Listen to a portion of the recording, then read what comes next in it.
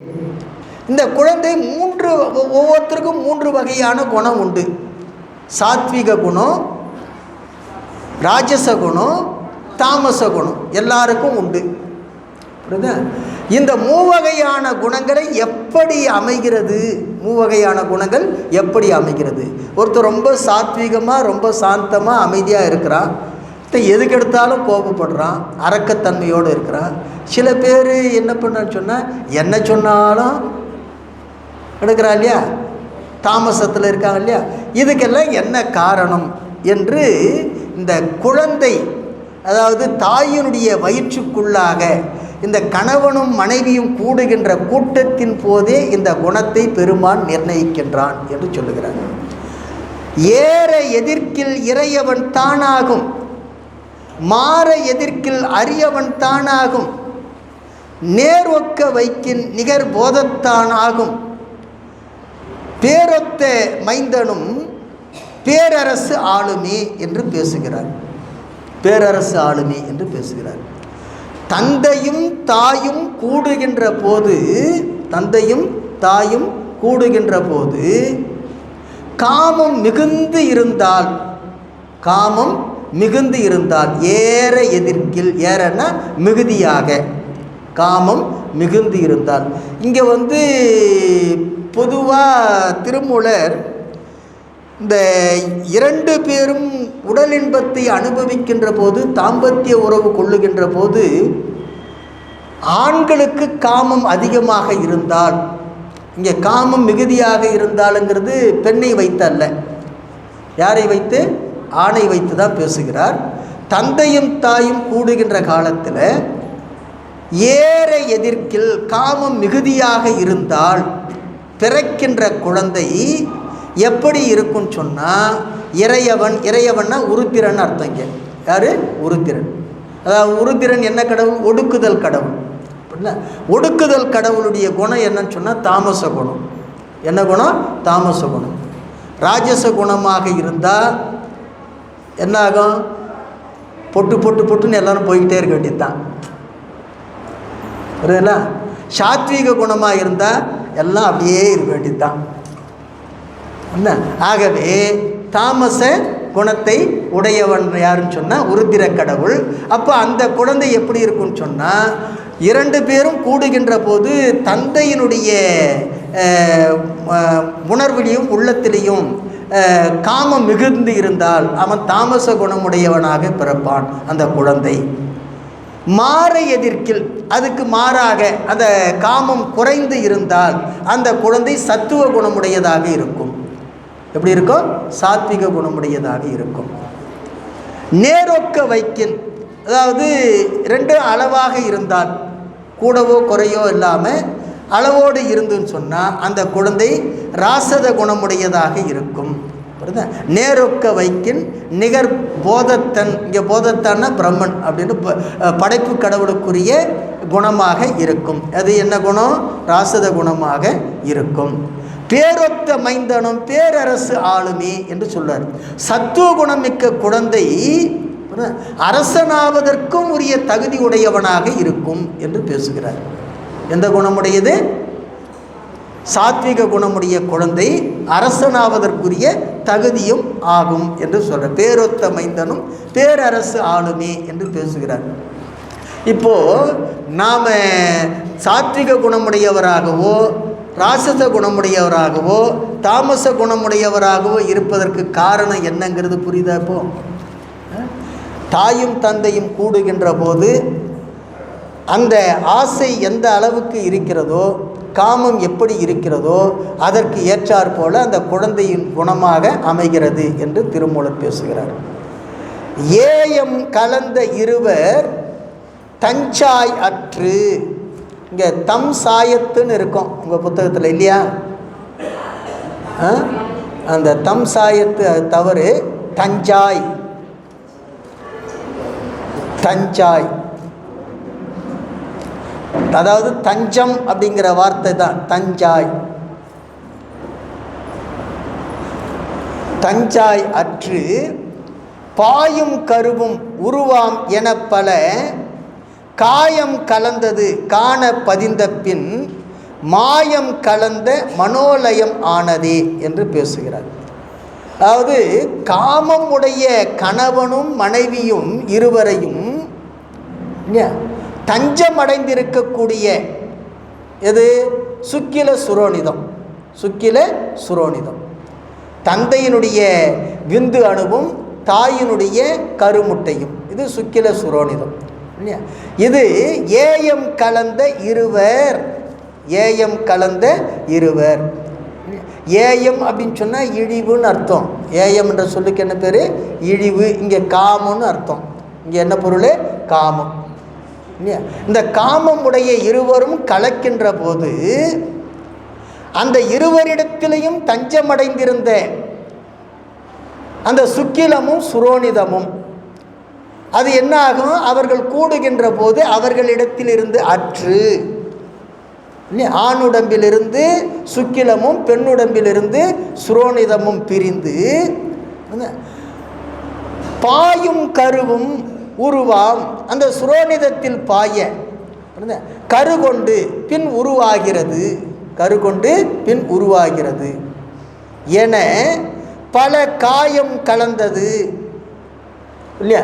அந்த உருவம் தந்தை போல அல்லது தாயை போல பல சாயல்களை கொண்டிருக்கிறது. அதற்கு காரணம் என்ன தெரியுமா? அக்கணவனும் மனைவியும் அந்த உடம்பில் உள்ள கூட்டு பொருள்கள். எது? அந்த ரெண்டு பேருடைய உடம்பிலும் இருந்த அந்த கூட்டு பொருள்கள். அதுதான் அதற்கு அதை தான் ஜீன்னு சொல்கிறோம். அதான் என்னன்னு சொல்கிறோம்? ஜீன் என்று சொல்கிறோம். அதுதான் அது காண பதிந்த பின் மாயம் கலந்த மனோலயம் ஆமி. அந்த கூட்டு பொருள்களுடைய கலப்பினால்தான் உருவ பேதங்கள் அமைகின்றன. உருவ பேதங்கள் அமைகின்றன. அப்படி அமைவது அந்த உருவ பேதங்களுக்கு ஏற்ப எதுவும் அமைகிறதுன்னு சொன்னால் குணங்களும் அமைகின்றன என்று பேசுகிறார். அப்போது கருவில் இருக்கின்ற உயிருக்கு சிவபெருமான் நுண்ணுடம்பையும் அது மட்டுமல்ல அந்த குணத்தையும் வாக்குகளையும் பொருத்துகின்றான். அப்படி பொருத்துகின்ற அந்த செய்தியை இந்த திருமந்திரத்தில் பேசுகிறார். அதற்கடுத்தது கர்ப்பத்து கேவலம் மாயாள் கிளை கூட்ட. கர்ப்பத்து கேவலம் மாயால் கிளை கூட்ட. இல்லையா? இங்கே கேவலம்ங்கிறது உயிர்ப்படக்க நிலை. என்ன நிலை? உயிர்ப்படக்க நிலை.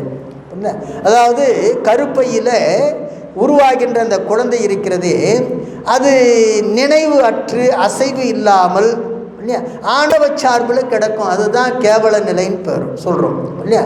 கர்ப்பத்து கேவலம் மாயாள் கிளை கூட்ட. இங்கே மாயாள் என்றது வித்யா தத்துவங்கள் இல்லையா? அந்த வித்யா தத்துவங்கள் ஏழையும் செயல்பட வைக்கின்ற போது கூட்டுகின்ற போது நிற்கும் துரியமும் அந்த கேவல நிலையிலிருந்து பேருறக்க நிலைக்கு மேலேறி வரும்.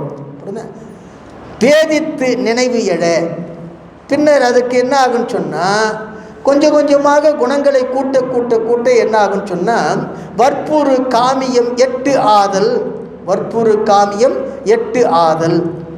அதாவது புத்தி குண பாவகங்களாக இருக்கக்கூடிய 8 அறம், அறிவு, உறுதி, செல்வம், பாவம், அறியாமை, உறுதியின்மை, வறுமை. இது 8 குணபாவகங்கள். 8 குணபாவகங்கள். இந்த 8 குணபாவகங்களையும் பெற்று நிற்கும். எது? இந்த கருவானது. அறம் இது நேர்மறையாக. அதுக்கு எதிரானது எது? பாவம். அதுக்கடுத்தது அறிவு, அதுக்கு நேர்மறையது அறியாமை. உறுதி, அதுக்கு நேர்மறையது உறுதியின்மை. செல்வம், அதற்கு நேர்மறையது வறுமை. அப்போ இந்த 8 குணபாவகங்கள் அறம், அறிவு, உறுதி, செல்வம், பாவம், அறியாமை, உறுதியின்மை, அதுக்கு அடுத்தது வறுமை. இந்த 8 பாவகங்களும் பொருந்த கொஞ்சம் கொஞ்சமாக நினைவு பெற்று படிப்படியே அது என்ன ஆகுன்னு சொன்னால் உறக்கம், கனவு, நனவு நிலைகளை அடையும். சொற்புறு தூய்மறை வாக்கிய நாம் சொல்லி மறைவாக்கு போல தெளிந்த இந்த உணர்வு நிலையை அடையும். ஆகவே இந்த திருமந்திரத்தில் திருமூலர் இந்த குழந்தை தனது வினை நுகர்ச்சிக்குரிய தன்மைகள் யாவையும் நிரம்ப பெறும் என்று சொல்லுகிறார். அப்போ குழந்தைக்கு உணர்வுகளை நிரம்ப செய்கின்ற செய்தியை இந்த திருமந்திரத்தில் சொல்லுகின்றார். கற்பத்து கேவலம் மாயாள் கிளை கூட்ட நிற்கும் துரியமும் வேதித்து நினைவு எழ வற்புறு காமியம் எட்டும் ஆதல் மாயேயம் சொற்புறு தூய்மறை வாக்கினாம் சொல்லே என்று இந்த உணர்வுகளை வினை நுகர்ச்சிக்கு ஏற்ற தன்மைகளை கூட்டுகின்ற செய்திகளை சொல்லுகின்றார். அதற்கு அடுத்ததாக என்பால் மிடைந்து நரம்பு வரிகட்டி செம்பால் இறைச்சி திருந்த மனை செய்து இன்பால் உயிர்நிலை செய்த இறை ஓங்கும் நண்பால் ஒருவனை நாடுகின்றேனே என்று பேசுகிறார். அதாவது சிவபெருமான் இந்த குழந்தையை உருவாக்கி உள்ளே உடம்பை படைக்கின்றான். படைக்கின்ற போது என்ன செய்கிறான் சொன்னால் கருவுக்குள் என்ற அந்த உடம்பு அந்த உயிருக்கு தூள சரீரத்தை கூட்டுகின்றான். எப்படி கூட்டுகிறான்? என்பால் மிடைந்து எலும்புகளை கழிகளாகவும் அப்படி மிடைந்துன்னா கழிகளை நெருக்கமாக வைத்து நரம்பு வரிகட்டி இங்கே நரம்பு பக்கத்தில் ஒரு ஆளுங்கிற உருவு சேர்த்துக்குங்க. நரம்பால் வரிகட்டி இந்த நரம்புகளை கயிறுகளாக கொண்டு இறுக கட்டுகிறானோ. எது? இந்த எலும்புகளாகிய கழிகளை நரம்புகளாகிய கயிறுகளை கட்டி செம்பால் இறைச்சி இல்லையா? செம்பால்னா இரத்தத்தால் ஆன நீரால் பிசைந்த அந்த இறைச்சியாகிய மண்ணை திருந்த பதப்பட மனை செய்து சுவர்களாகவும் பொருந்த அமைத்து உருவாக்கி இன்பால் உயிர்நிலை செய்த உயிர் இன்புற்று வாழ வேண்டும் என்பதற்காக ஒரு இல்லத்தை ஒரு வீட்டை ஒன்றை நடுவு நிலைமையோடு உருவாக்கி கொடுக்கின்றான். யாரு? சிவபெருமான்.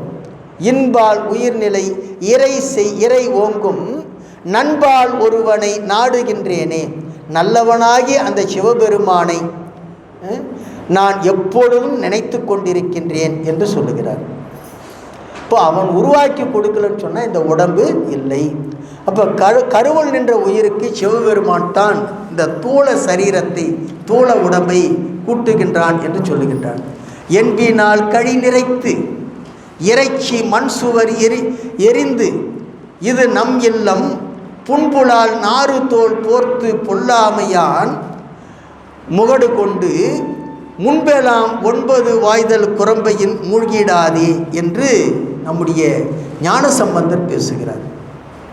என்பு இருத்தி நரம்பு தோல் புகப்பெய்திட்டு என்னை ஓர் உருவமாக்கி என்று அப்பர் பேசுகிறார். இப்படி சிவபெருமான் தான் என்புகளாலும் நரம்புகளாலும் இந்த இரத்தம் இறைச்சி போன்ற உறுப்புகளாலும் இந்த உடம்பை செய்கின்றான் என்று நம்முடைய திருமுறைகளும் பலபட பேசுகின்றன. ஏற்கனவே நாம் சிந்தித்தது போல கால் கொடுத்து இருகை ஏற்றி கழி நிறைத்து இறைச்சி மேய்ந்து நம்முடைய அப்பர் பெருமான் மால் கொடுத்து ஆவி வைத்தார் மாமரை காடனாரே என்று சொல்லுவது போல இந்த உடம்புகளை பெருமான் உள்ளே இந்த உயிருக்கு அமைத்து கொடுக்கின்றான் என்ற செய்தியை பார்த்தோம். அதற்கு அடுத்ததாக பதம் செய்யும் பால்வண்ணன் மேனி பகலோன் இதம் செய்யும் ஒத்து உடல் எங்கும் புகுந்து குதம் செய்யும் அங்கியின் கோபம் தணிப்பான் விதம் செய்யுமாறே விதித்து ஒழிந்தானே என்று பேசுகின்றார். அதாவது சிவபெருமான் பதம் செய்யும் பால்வண்ணன் அதாவது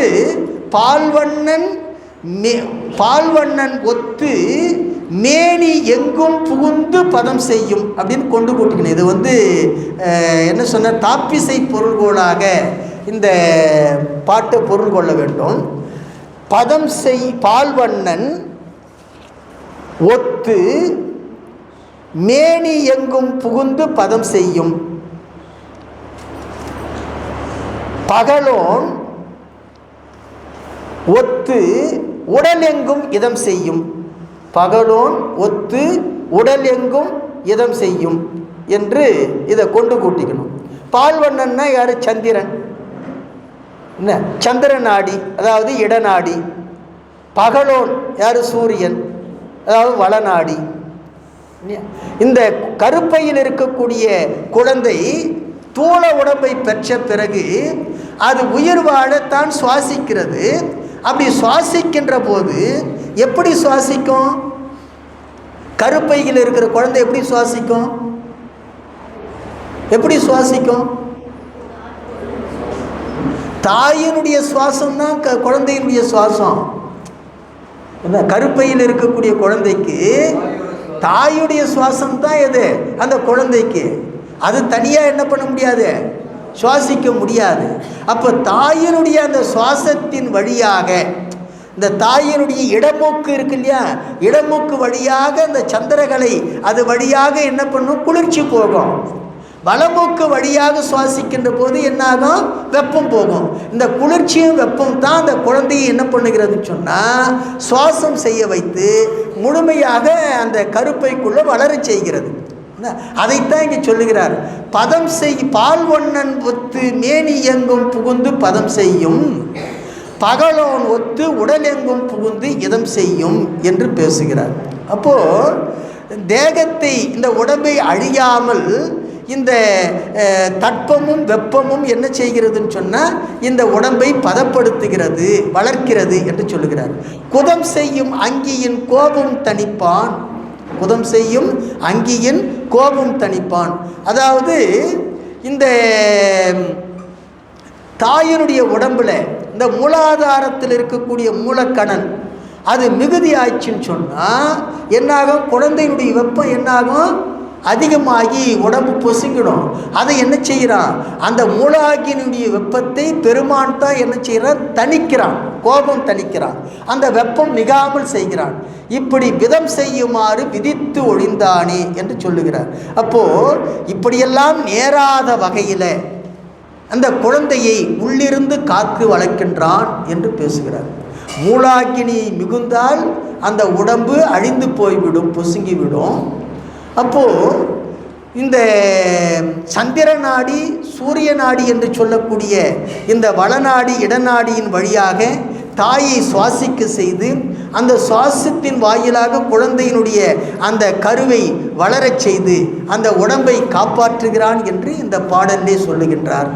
அதற்கு அடுத்ததாக காக்கக்கூடிய அந்த கரு முழுமை பெற்று இருப்பதற்கு காரணமாக இருப்பவன் சிவபெருமானே என்று ஒளிபல செய்யும் வினை உற்ற நாளே வழிபல நீராட்டி வைத்தெழு வாங்கி பழிபல செய்கின்ற பாச கருவை சுழிபல வாங்கி சுடாமல் வைத்தானே என்று பேசுகிறார்.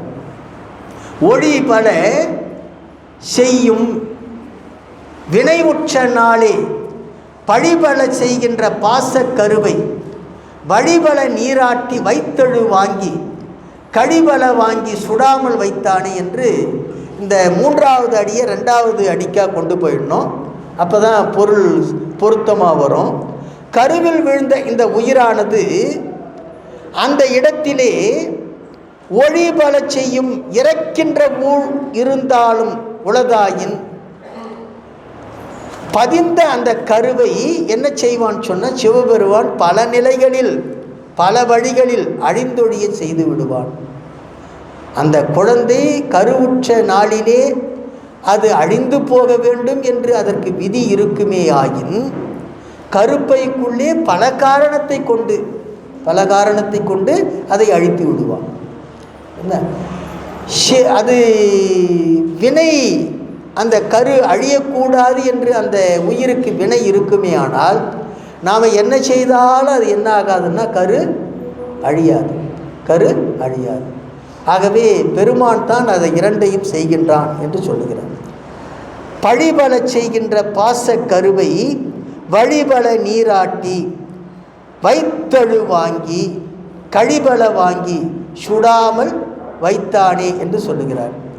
இப்போது இந்த கரு இறக்கின்ற ஊழ் இருக்குமாயின் கருவை அடித்தும், அல்லது பிறந்து வாழுகின்ற ஊழ் இருக்குமாயின் இடையூறுகள் பலவற்றால் தாக்கப்படுகின்ற வினை, அந்த வினைக்கட்டுடைய அந்த கருவை அது பிறப்பதற்கு முன்னதாக எத்தனை நீர்ச்சுழி வந்தாலும் அந்த நீர்ச்சுழியில் அகப்படாமலும் ஆற்றில் நீராட்டுவது போல நீராட்டி எரிகின்ற வைக்கோல் போர், வைத்தழுன்னு சொன்னால் வைக்கோல் போர்னு அர்த்தம்.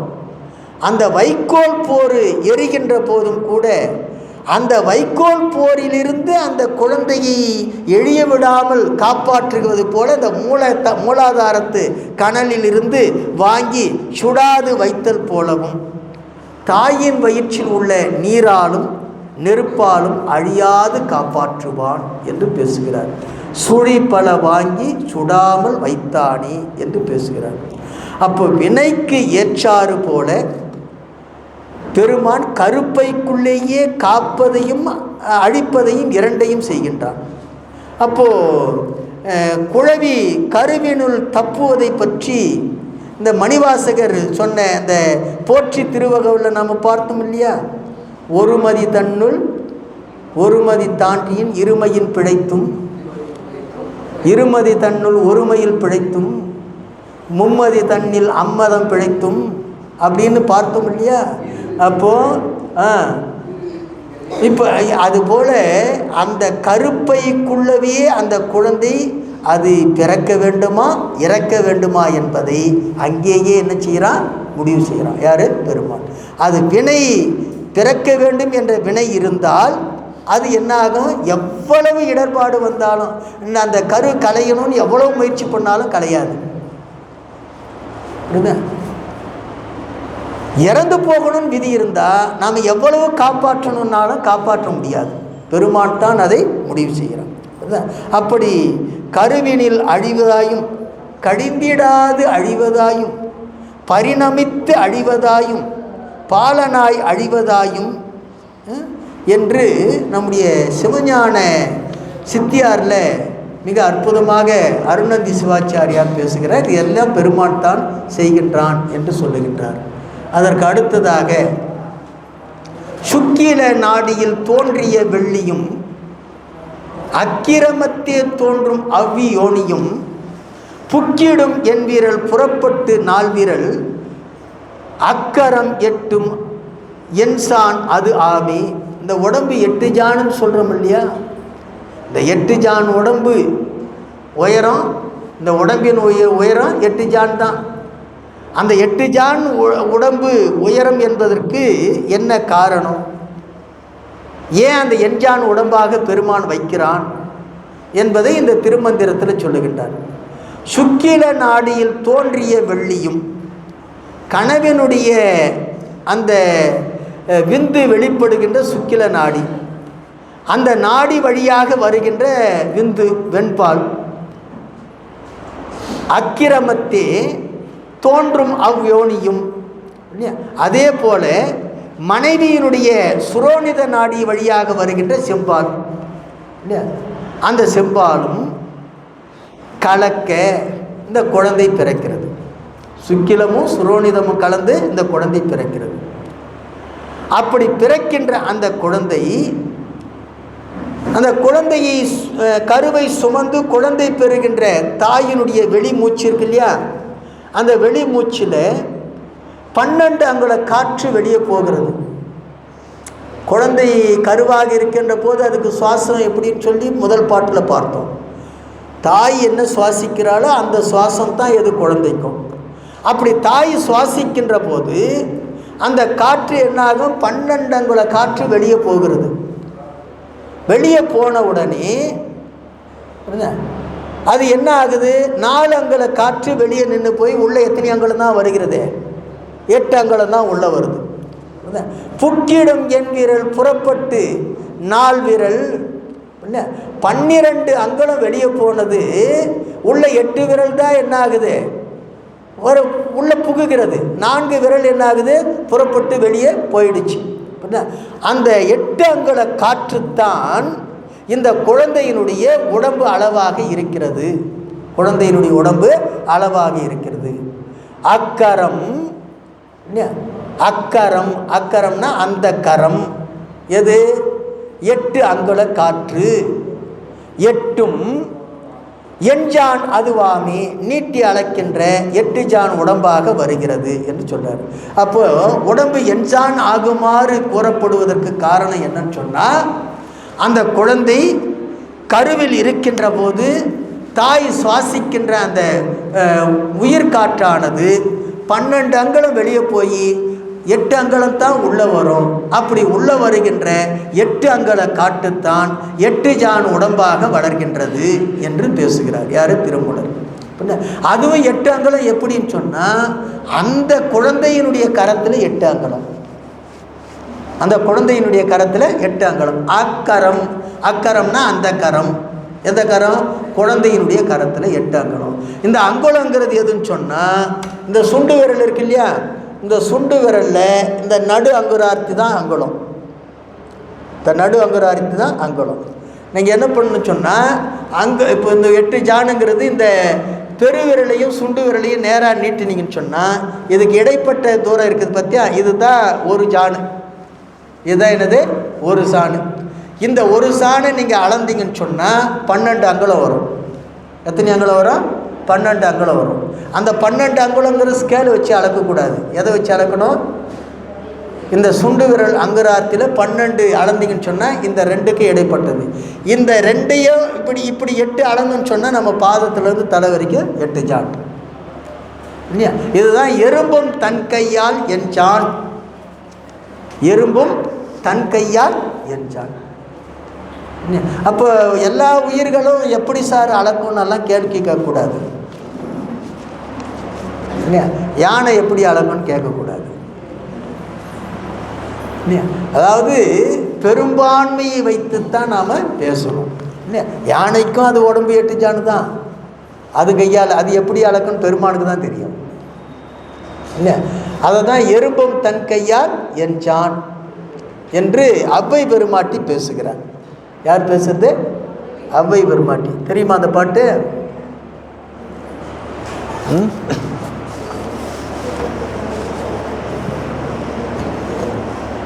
சித்திரமும் கைப்பழக்கும் செந்தமிழும் நாப்பழக்கும் வைத்ததொரு பொருள் மனப்பழக்கம் மெத்த வெறும் பந்தையும் கூற வேண்டாம் புலவீர் எறும்பும் தன் கையால் என்ஜான். எறும்பும் தன் கையால் என்ஜான் என்று இந்த குலோத்துங்க சோழனுடைய அரசவையில் இந்த அவ்வை பெருமாட்டியோடு போட்டிக்கு இழுத்த புலவர்கள் பெருமையாக பேசுகின்ற போது அதை அடக்கத்தோடு சொல்லுகின்றா பாட்டி. மெத்த வெறும் பந்தையும் கூற வேண்டாம் புலவீர்கள் எறும்பும் தன் கையால் என்ஜான். எறும்பும் தன் கையால் என்ஜான் என்று அவங்கவுங்க கையால் அவங்கவுங்க அளவு என்னன்னு தெரியும். அதனால் ரொம்ப நீட்டி முழக்க வேண்டாம் என்று சொல்லுவது போல் அமைந்த பாட்டு. சரி. போகத்துள் ஆங்கே புகுந்த புனிதனும் கோஷத்துள் ஆகம் கொடர்ந்த கொடைத்தொழில் ஏகத்துள் ஆங்கே 2 8 3 5 மோகத்துள் ஆங்கு ஒரு முட்டை செய்தானே என்று பேசுகிறார். அதாவது 2 8 3 5 ஆகிய மோகத்துள் ஆங்கு ஓர் முட்டை செய்தானே என்று பேசுகிறார். அதாவது கணவனும் மனைவியும் அனுபவிக்கின்ற இந்த உடல் இன்பத்தில் குழந்தையை உருவாக்குவதற்காக சிவபெருமான் என்ன செய்கிறான்னு சொன்னால் உள்ளே நுழைகிறான். எங்கள் கருப்பைக்குள்ளே நுழைகிறான். அப்படி நுழைகின்ற போது கணவனுடைய அந்த விந்து, அந்த குறி வழியாக உள்ளே சென்ற அந்த விந்து, அந்த நுண்ணுடம்பை, அந்த விந்தின் மூலமாக நுண்ணுடம்பை கொண்டு போய் எங்கே வைக்கிறான்னு சொன்னால் தாயினுடைய கருப்பையில் வைக்கிறான். அப்படி வைக்கக்கூடிய கொடை தொழிலை செய்பவன் யார் என்று சொன்னால் சிவபெருமான். அவன் செய்யவில்லை என்று சொன்னால் இந்த உயிர் நுண்ணுடம்போடு கருப்பைக்குள்ளே போகாது என்று சொல்லுகிறார். அதே மாதிரி ஏகத்துள் ஆங்கே, ஏகத்துள் ஆங்கே, அதாவது கணவனுடைய விந்தில் ஏராளமான உயிரணுக்கள் இருக்கும், ஏராளமான உயிரணுக்கள் இருக்கு. நாம் ஏற்கனவே சிந்தித்தது போல அதில் போட்டி போட்டுக்கிட்டு ஜெயிச்சவங்க தான் நாம, இல்லையா? அப்படி அந்த ஏகத்துள் ஆங்கே அதில் ஒரு துளி ஏகப்பட்ட உயிரணுக்கள் இருந்தாலும் அதில் ஒரு உயிர், அந்த உயிரணு ஒரு துளியில தான் குழந்தை உருப்பெறுவதற்குரிய 2, 8, 3, 5 என்று சொல்லுகிறார், இல்லையா? 2, 8, 16, இல்லையா? 3, 5 என்னது 15, 15, 16, 31. இந்த 31 கருவிகளான இந்த உடம்பு உருப்பெறுவதற்கான முட்டையை அங்கே வைக்கின்றான், ஒரு சின்ன பிண்டமாக அங்கே வைக்கின்றான். அப்படி வைத்தவன் யாருன்னு சொன்னால் சிவபெருமான் என்று சொல்லுகிறார். அப்போது இந்த நுண்ணுடம்பு, அதாவது சூக்கும உடம்பு 8 கருவிகளோடு உள்ளே போகின்ற இந்த உயிரணுவோடு மற்ற எல்லாவற்றையும் பொருத்தக்கூடியவன் யார் என்று சொன்னால் சிவபெருமானி என்று சொல்லுகிறார். இந்த செயலை அவன் செய்வதனால தான் அவனை கொடை தொழில் என்று அவனுடைய செயலை சொல்லுகின்றார் திருமூலர். அவன் அந்த கொடையை செய்யவில்லை என்று சொன்னால் நாம் குழந்தையாக உருப்பெற்று இந்த உலகத்தில் பிறவி எடுக்க முடியாது என்று பேசுகிறார். அதற்கடுத்தது பிண்டத்தில் உள்ளுரு பேதை புலனைந்தும் பிண்டத்தின் ஊடே பிறந்து மரித்தன அண்டத்தில் உள்ளுரு சீவனும் அவ்வகை அண்டத்து நாதனும் அமர்ந்திடும் தானே என்று பேசுகிறார். அதாவது பிண்டம் அப்படின்னா உடம்பு, அண்டம்னா முட்டை, இங்கே நாதம் என்பது கருப்பையை குறிக்கக்கூடிய பொருள். பிண்டத்தின் உள்ளூர் பேதை புலன் 5 பிண்டத்தின் ஊடே பிறந்து மரித்தன. விந்துவை உள்ளடக்கி கொண்டிருக்கக்கூடிய இந்த கருப்பை அது நாதம் என்று சொல்லப்படுகிறது. அந்த நிலையில் 31 தத்துவங்களையும் உடைய அந்த சிறு பிண்டத்தில் அறிவு கருவிகள் 5 இருக்கும். அதே நேரத்தில் அந்த உடம்பையே பற்றுக்கோடாக கொண்டு இருக்கும். ஆனால் அவை எப்படி இருக்கும் தெரியுமா? செயல்படாத நிலையில் இருக்கும். செயல்படாத நிலையில் இருக்கும். அறிவு கருவிகள் இருக்கும். குழந்தைக்கு உள்ளே கருப்பையில் இருக்கிற குழந்தைக்கு அறிவு கருவிகள் உண்டு. அந்த உடம்பை பொருந்தி இருக்கிறது. ஆனால் அது என்ன ஆகிறதில்ல? செயல்படுறதில்லை. எங்கே? கருப்பையில் இருக்கின்ற போது செயல்படாது.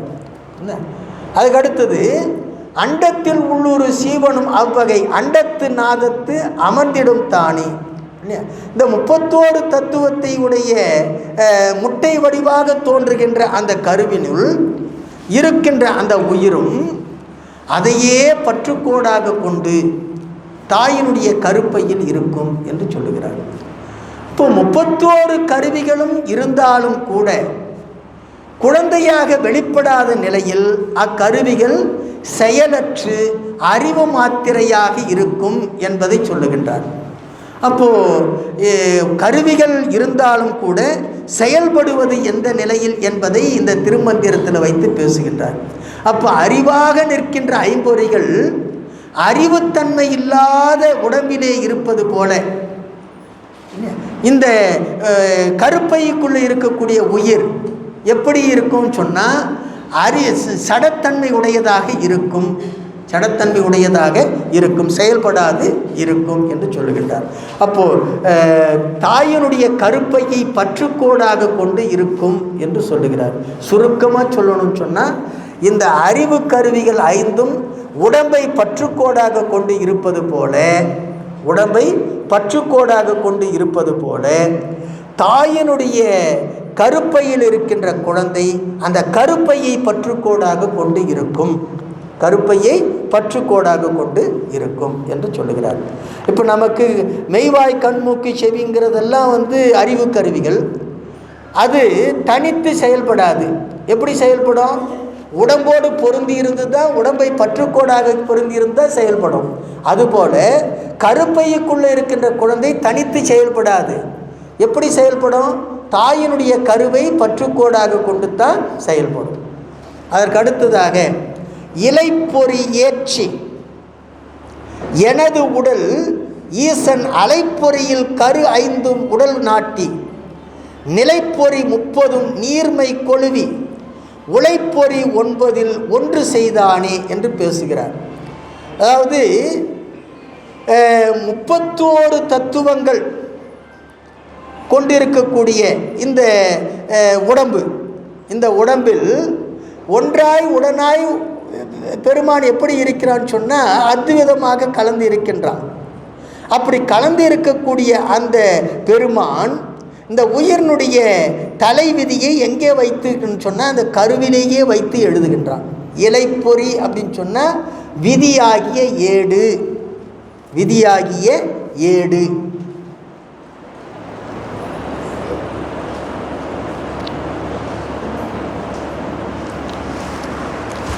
தாயினுடைய வயிற்றில் கருவில் இருக்கின்ற போதே நம்முடைய தலையெழுத்தை அவன் நிர்ணயம் பண்ணிடுறான். யார்? சிவபெருமான். அதைத்தான் இந்த திருமந்திரத்தில் சொல்கிறார். அப்படி எனது உடல் ஈசன் அலைப்பொறியில் கரு 5 உடல் நாட்டி 5 உடம்புகளாக காரண உடம்பு, சட்டை உடம்பு, குண உடம்பு, நுண்ணுடம்பு, பரு உடம்பு என்று சொல்லக்கூடிய இந்த 5 உடம்புகள் ஆகிய தானே இயங்குகின்ற 5 எந்திரங்களை செய்து, 5 உடம்புகளை செய்து நிலைபொருத்தியுள்ளான், நாட்டி இருக்கின்றான். அந்த 5 உடம்புகளிலும் நிலைப்பொறி 30 நீர்மை கொழுவி, இந்த 5 உடம்புகளிலும் 30 தத்துவங்களாகிய கருவிகள் உள்ளன. அந்த கருவிகள் உழைப்பொறி 9 ஒன்று செய்தானே. பரு உடம்பில் 9 துளைகளாகிய வாசல்களை வைத்து அவற்றை கொல்லன் உலையில் ஊதும் துருத்தி போல இருந்து செயல்பட வைத்திருக்கின்றான் என்று சொல்லுகிறார். அப்போ இந்த துருத்தி போல அமைந்த இந்த தூள உடம்போடு மற்ற 4 உடம்புகளும் உள்ளே அடங்கி இருக்கின்றன என்று இந்த 5 உடம்புகள் ஒரு கருப்பையில் இருக்கக்கூடிய உயிருக்கு பெருமான் பொருத்துகின்ற செய்தியை இந்த திருமந்திரத்தில் வைத்து பேசுகிறார். கருப்பையில் வளர்கின்ற இந்த கருவுக்கு 5 உடம்புகளை படிப்படியாக பொருத்துகின்ற இந்த செய்தியை இந்த திருமந்திரத்தில் வைத்து பேசுகின்றார். அதற்கு அடுத்ததாக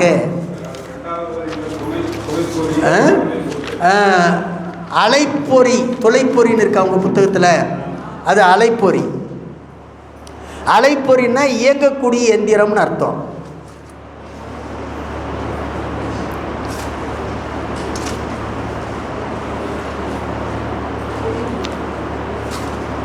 இயங்கக்கூடிய எந்திரம். நிலைப்பொறி 30, நிலைப்பொறி 30.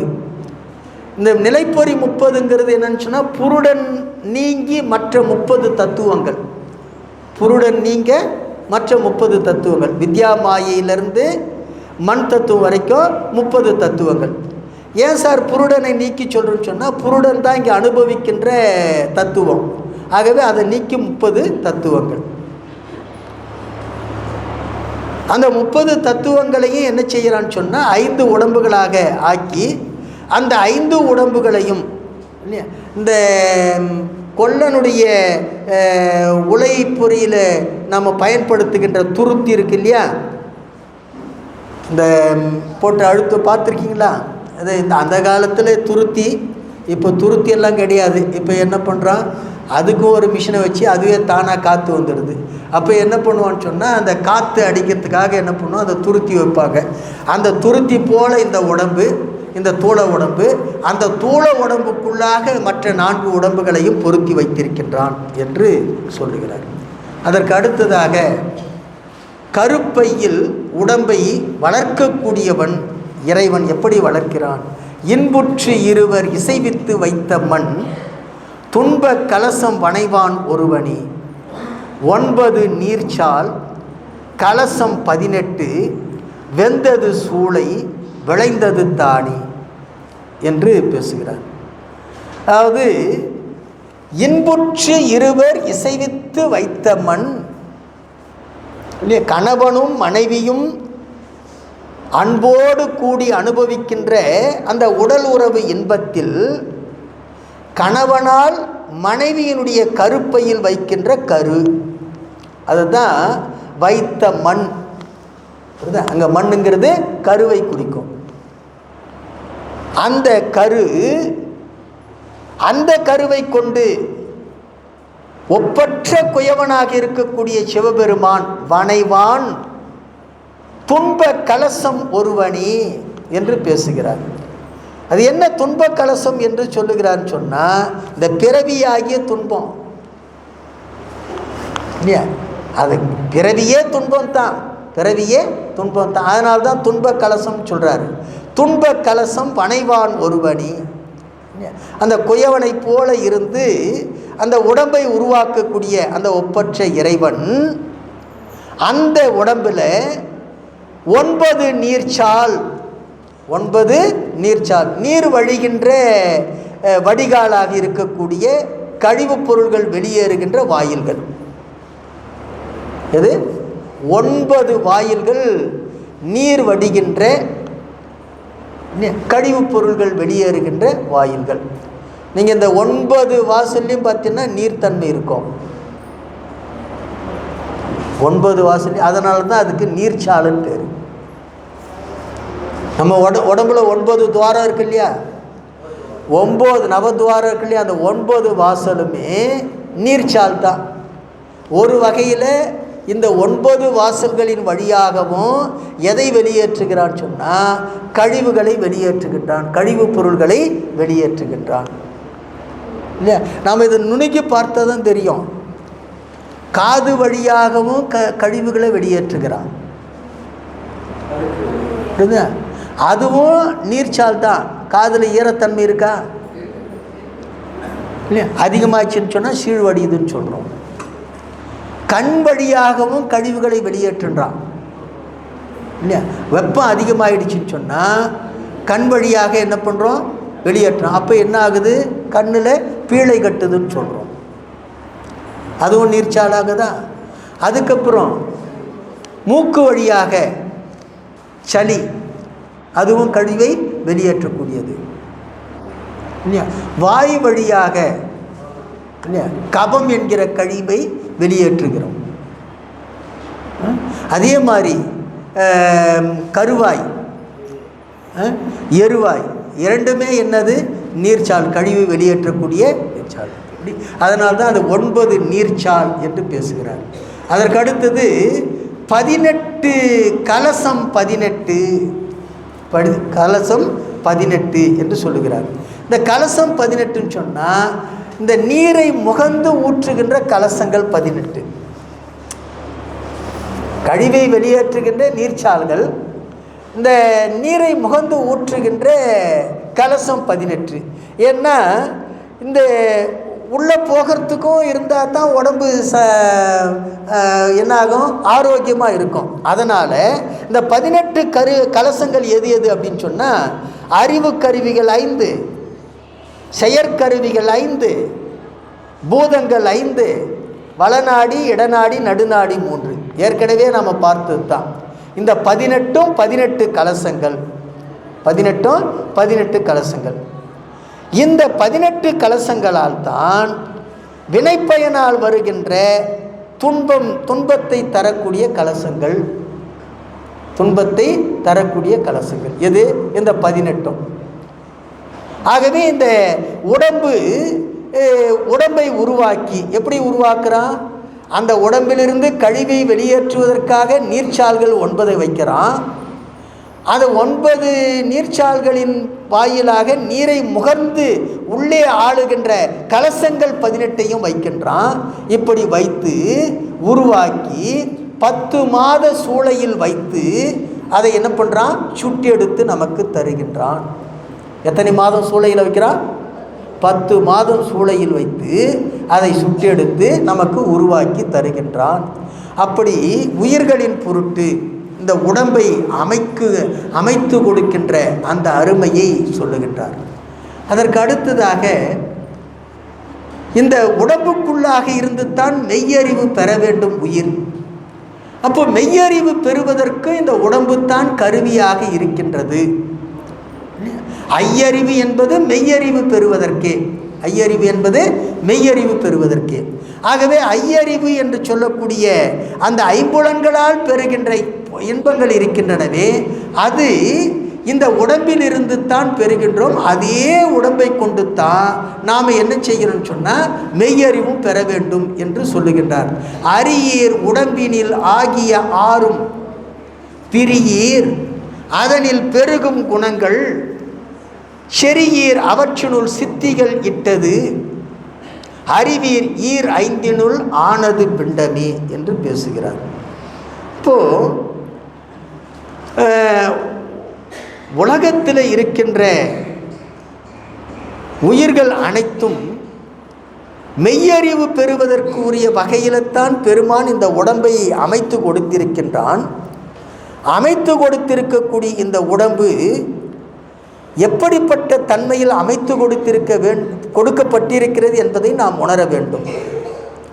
அதான் சொல்லுகின்றார், உலகத்தில் இருக்கக்கூடியவரே, உலகீரே, தாயினுடைய வயிற்றினுள் ஈர் ஐந்தினுள் ஆனது பிண்டம் 10 மாதம் தங்கி உடம்பாக வெளிவருவதை மட்டுமே நீங்கள் அறிந்திருக்கிறீர்கள். அறிவீர் ஈர் ஐந்தினுள் ஆனது பிண்டமே. தாயினுடைய வயிற்றில் 10 மாதம் தங்கி உடம்பாக வெளிவருவது மட்டுமே நீங்கள் அறிந்திருக்கிறீர்கள். அதனால் என்ன பயன்? ஆனால் எப்படி அமைக்கப்பட்டிருக்கிறது இந்த உடம்பு, எதற்காக அமைக்கப்பட்டிருக்கிறது என்பதை நீங்கள் அறியாமல் இருக்கின்றீர்களே என்று திருமூலர் பேசுகிறார். கரு வளர்வதன் முன்னமே அது வளர்ந்து பிளர்ந்து வாழ்வில் அனுபவிக்க வேண்டிய ஆறும் அது என்ன ஆறு? அரியீர் உடம்பினில் ஆகிய ஆறும் பேரு இழவு இன்பம் பிணி மூப்பு சாக்காடு. பேரு இழவு இன்பம் பிணி மூப்பு சாக்காடு, இந்த ஆறும் இதை அனுபவிக்கிறதுக்கு தான் பிறந்திருக்கிறோம். பேரு புண்ணியத்தால் வரக்கூடியது, பேரு புண்ணியத்தால் வரக்கூடியது. இழவு பாவத்தால் விளையக்கூடியது. அதுக்கப்புறம் இன்பம் புண்ணியத்தால் விளையக்கூடியது, பிணி பாவத்தால் விளையக்கூடியது. அடுத்தது மூப்பு சாக்காடு, இது பொதுவானது எல்லாருக்கும். இந்த ஆறையும் அனுபவிப்பதற்காக விதியாக அந்த உடம்பினுள் பெருமான் வைத்துள்ளான். இதை நீங்கள் அறியாமல் இருக்கின்றீர்களே, நீங்கள் அறியாமல் இருக்கின்றீர்களே.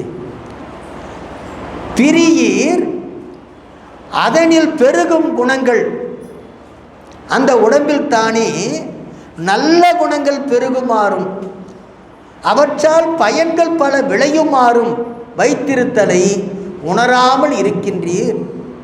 செரியீர் அப்படின்னு சொன்னால் உணர மாட்டீர், அவற்றை அடையவும் மாட்டீர் என்று பேசுகிறார்.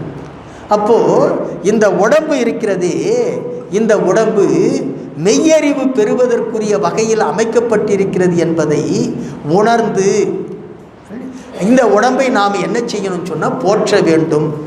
ஏதோ தாயினுடைய வயிற்றில் 10 மாதம் குழந்தையாக இருந்து நாம் வந்திருக்கிறோம் என்பதை மட்டுமே நாம் உணர்ந்து கொண்டிருக்கிறோம், மற்றவற்றையெல்லாம் உணராது இருக்கின்றோம் என்று இந்த திருமூலர் பேசுகிறார்.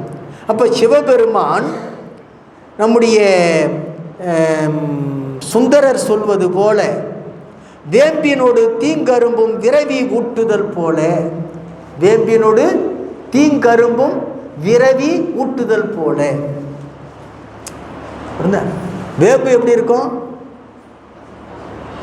வேம்பு எப்படி இருக்கும்? கசப்பாக இருக்கும். கரும்பு எப்படி இருக்கும்? இருக்கும். அப்போ இன்பமும் துன்பமும் கலந்து ஊட்டுகின்றான் யாரு? பெருமான். இன்பத்தையும் துன்பத்தையும் கலந்து ஊட்டுகின்றான். அப்படி உயிர்களுக்கு வினை போகத்தை நுகர்வித்தலோடு மட்டும் இல்லாமல் மெய்யுணர்வை பெறுவதற்காகவும் இந்த கருவியை, இந்த உடம்பை படைத்து கொடுத்திருக்கின்றான். அதனால தான் ஞானிகள் இந்த உடம்பிலிருந்து தானே அவங்க ஞானத்தை பெறுகிறார்கள். இப்போ உலகத்தில் இருக்கக்கூடிய உலகாயதர்கள், உலக வாழ்வையே பெரிதாக எண்ணிக்கொண்டிருப்பவர்கள் இந்த உடம்பை கொண்டு உலகத்தை அனுபவித்துக் கொண்டிருக்கிறார்கள். ஆனால் இந்த உடம்பு என்பது மெய்யறிவை பெறுவதற்கு என்று உணர்ந்தவர்கள் இந்த உடம்பில் இருந்து கொண்டே அருளை பற்றி திளைத்து கொண்டிருக்கிறார்கள். ஆக இரண்டிற்கும் எதுதான் கருவியாக இருக்கிறதுன்னு சொன்னால் உடம்பு தான் கருவியாக இருக்கிறது. இந்த உடம்பை பெருமான் நமக்கு அப்படி படைத்து கொடுத்திருக்கின்றான். அப்படி படைத்து கொடுத்திருக்கக்கூடிய இந்த உடம்புக்குள்ளாக நெஞ்சகம், இதயம், மனம், உள்ளம் என்றெல்லாம் சொல்லி கொண்டிருக்கின்றோமே, அங்கே தான் இறைவன் என்ன செய்கிறான் சொன்னால் குடிகொண்டு இருக்கின்றான். அந்த செய்தி இங்கே சொல்லுகிறார். உடல் வைத்தவாறும் உயிர் வைத்தவாறும் மடை வைத்தவாறும் மடை வைத்த 9 வாய்தலும் வைத்து திடம் வைத்த தாமரை சென்னியுள் அங்கி கடை வைத்த ஈசனை கைகலந்தேனே என்று பேசுகிறார் இல்லையா? சிவபெருமான் இந்த உடம்பை அமைத்து அதிலே உயிரை பொருத்தி வைத்திருக்கின்றான். உயிரை பொருத்தி வச்சிருக்கிறான்.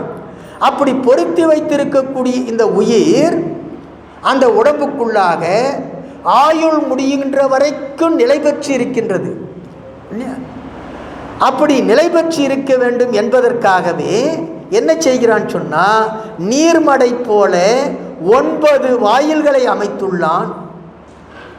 அந்த 9 வாயில்கள் இல்லைன்னு சொன்னால் உயிர் உள்ள நிலை பெற்று இருக்க முடியாது. உயிர் உடம்புக்குள்ள நிலை பெற்று இருக்க முடியாது. புரியுதுங்களா? அந்த 9 வாசல் எதற்காக வைத்திருக்கிறான்னு சொன்னால் உள்ள உயிர் நிலை பெற்று இருக்குன்னு சொன்னால் அந்த மடை, நீர்மடை போல அந்த 9 வாசல்கள் இருக்க வேண்டும். அப்படி வைத்த பிறகு திடம் வைத்த தாமரை சென்னியுள், உறுதியான அந்த நெஞ்ச தாமரையின் மேல்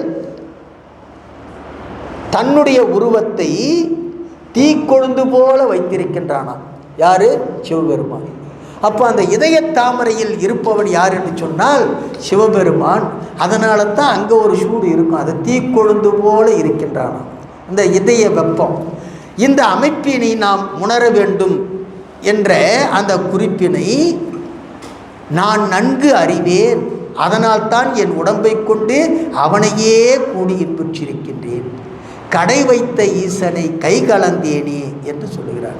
இந்த உடம்பினுடைய அமைப்பை நான் உணர்ந்து கொண்டதன் காரணமாக இந்த உடம்பை கொண்டே நான் அவனோடு கூடி இன்புற்றிருக்கின்றேன் என்று யார்? திருமூலர் பேசுகிறார். ஆகவே நீங்களும் அப்படி இறைவனை கூடியிருந்து இந்த இன்பத்தை உடம்போடு இருந்தே அனுபவியுங்கள் என்று சொல்லுகிறார். அப்போ உடம்பினை அளித்த தலைவனுடைய குறிப்பை உணர்ந்து அதன் கண்ணே இருந்து அவனை கூடுகின்ற முறையறிந்து கூடுதல் வேண்டும் என்று திருமூலர் பேசுகிறார்.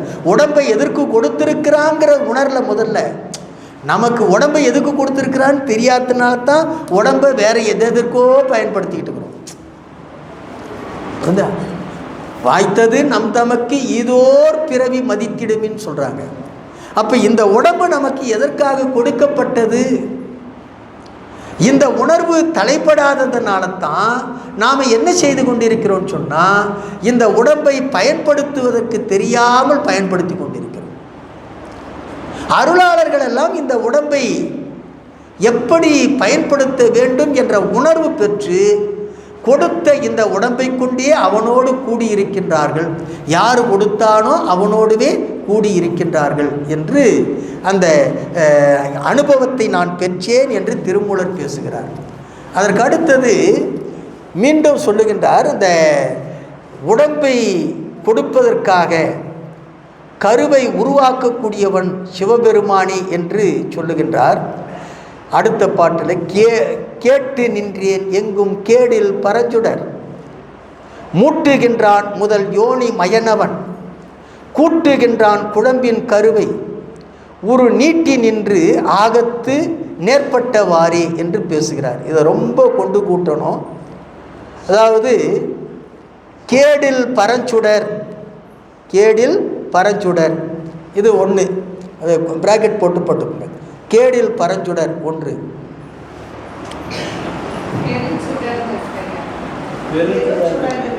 கேடில் பெருஞ்சுடர், கேடில் பெருஞ்சுடர்.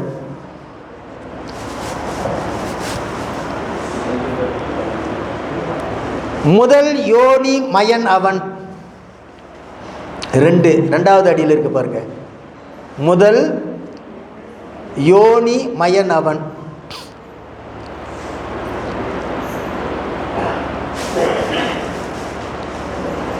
மூட்டுகின்றான் 3, எங்கும் 4, கேட்டு நின்றேன் 5,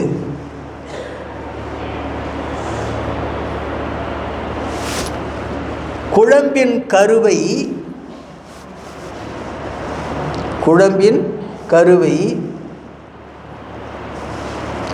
6,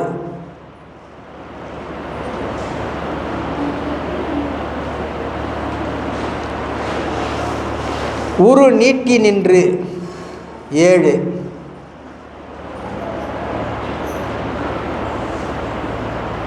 கூட்டுகின்றான் 8, ஆகத்து நேர்பட்டவாறே 9.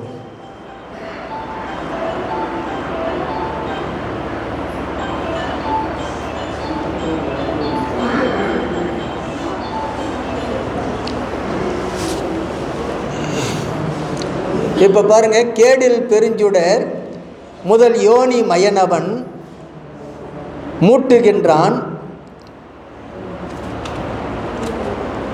எங்கும் கேட்டு நின்றேன், குழம்பின் கருவை நீட்டி நின்று கூட்டுகின்றான், ஆகத்து நேர்பட்டவாறே, ஆகத்து நேர்பட்டவாறே என்று பேசுகிறேன். இப்போ கேடியில் பெருஞ்சுடர், அழிவில்லாத ஞான பெருஞ்சுடராக இருக்கக்கூடிய அந்த பரம்பொருள் முதல் யோனி மயனவன், முதல்ல தான் ஒரு உருவம் எடுத்து பின் அந்த உருவ பொருள்கள் கொண்ட பேருருவாகி உலகத்தை உருவாக்குகிறான் என்று சொல்லுகிறார். முதல் யோனி மயனவன், முதல்ல அவன் தான் என்ன பண்ணுறான், உருவம் கொண்டு வருகிறான். எதை படைக்கிறதுக்காக? உலகத்தை படைக்கிறதுக்காக. புரியுங்களா? இப்போ நாம் பார்த்தோம், அதாவது 36 தத்துவங்களையும் கடந்து, நாதத்தையும் கடந்து நின்ற பரஞ்சுடர், பரத்தில் இருக்கக்கூடிய பெருமான் படைப்பதற்காக பரத்திலிருந்து கீழே இறங்கி வர்றான். அருவமும் கடந்த நிலையில் இருக்கக்கூடியவன் என்ன செய்கிறான்? அருவ நிலைக்கு வர்றான். அருவ நிலையிலிருந்து அருவுருவ நிலைக்கு வர்றான். அருவுருவ நிலையிலிருந்து என்ன செய்கிறான்? உருவ நிலைக்கு வரான். இப்படி படிப்படியாக இறங்கி வந்து தான் எதை படைக்கின்றான்? இந்த உலகத்தை படைக்கின்றான். ஆகவே அழிவில்லாத அந்த பெருஞ்சுடர் முதலில் தான் ஒரு உருவம் எடுத்து, பிறகு அந்த உருவப் பொருள்களை கொண்ட பேர் கொண்ட உருவாகி உலகத்தை, இந்த உரு என்ற சொல்லுக்கு இங்கே உலகு என்று பொருள். 3வது அரியில் உருன்னு இருக்கு இல்லையா, அந்த உருன்னா உலகு அப்படின்னு பொருள். உலகை மூட்டுகின்றான். இந்த செய்தியையே நான் எங்கும் உள்ள சான்றோர்கள் வாயிலாகவும் நூல்களின் வாயிலாகவும் கேட்டு நின்றேன். இப்போ என்ன சொல்லுகிறாரு? பரத்தில் இருக்கக்கூடிய பெருமான் இந்த உலகத்தை படைக்க வேண்டும் என்பதற்காக முதலில் தான் ஒரு உருவம் தாங்கி வந்து, தான் ஒரு உருவம் தாங்கி வந்து, அதற்கு பிறகு உலகம் என்று சொல்லக்கூடிய ஒரு உருவத்தை படைப்பதற்காக பெருமான் இப்படி உருவெடுத்து வருகின்றான் என்ற செய்தியைத்தான் எல்லா சான்றோர்களும் எல்லா நூல்களும் எங்கும் சொல்லக்கூடியதாக இருக்கின்ற செய்தியை நான் கேட்டு நின்றேன். அப்படி படைக்கின்ற அவன்தான் அந்த முதல்வனி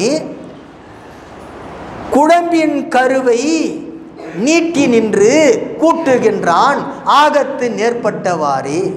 தாயினுடைய கருப்பையில் நெகிழ்ந்துபட்ட அந்த கருவை இல்லையா, அப்படி திரவமாக செல்லுகின்ற அந்த கருவை என்ன பண்ணுறான், உறுதிப்படுத்தி உருவமாக அமைக்கின்றான். அந்த செயலுக்கு காரணமாக எதை வைத்து கொள்கிறான் சொன்னால், கணவனும் மனைவியும் கொள்ளுகின்ற உடல் உறவை ஒரு கருவியாக அமைத்து கொண்டு இப்படி கருவை அமைக்கின்றான். ஆகத்து நேர்பட்டவாறே.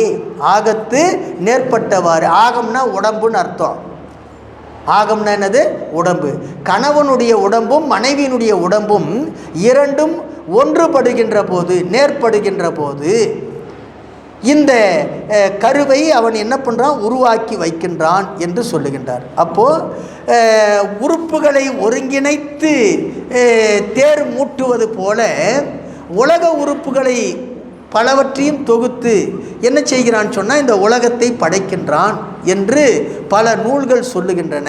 அதுபோலவே தாய் தந்தையருடைய கூட்டத்தை ஒரு கருவியாக வைத்துக்கொண்டு இந்த திரவமாக இருக்கக்கூடிய கருவை உருவமாக உருப்பெறச் செய்து செய்கின்றான். அப்படி அவன் செய்யவில்லை என்று சொன்னால் இந்த உலகத்தில் யாரும் பிறவி எடுக்க முடியாது என்று அவனுடைய அருளி செயலை செய்கின்றார். தொடர்ந்து நாம் உணவு இடைவேளைக்கு பிறகு பல செய்திகள், அடுத்து வரக்கூடிய செய்திகள் தான் இந்த உடம்பு எப்படி வந்தது, ஆயுள் எப்படி அமைகின்றது, இந்த ஊனமில்லாமல் எப்படி பிறக்கின்றோம் என்ற செய்திகளை எல்லாம் சொல்ல இருக்கின்றார். அதனை நாம் உணவு இடைவேளைக்கு